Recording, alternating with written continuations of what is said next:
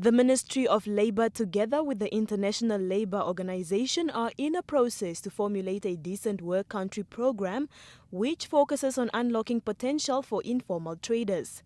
Nghimtina says the sector is fast growing, but those working in it have no protection, financial capacity at financial institutions, or any medical aid services. And while our president is saying nobody should feel being left out, but they are left out. But we have a program so that we can come up with something that they can be also included in social security, that they can also be considered to have also access to the the banks, access to the banks, because they are Namibians. They are trying, but they don't have any marshals, financial marshals, that they do something bigger than what they want to do. And you can see Kapanas, if we go there today, they are there. But what will happen to them if they are sick?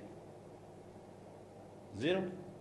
Apart from the informal economy, the program also focuses on employment creation, especially among the youth.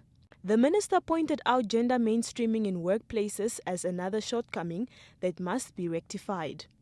To address this, we are organizing a one-day workshop in early December for the purpose of training key stakeholders, including the members of the Employment Services Board, on gender mainstreaming, to be facilitated by an ILO gender expert. Improving labor market services and coordinating employment creation are some of the roles the board will play.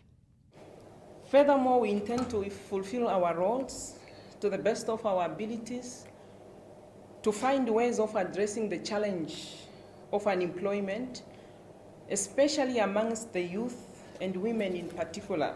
The board consists of 14 members who will serve for a period of 3 years.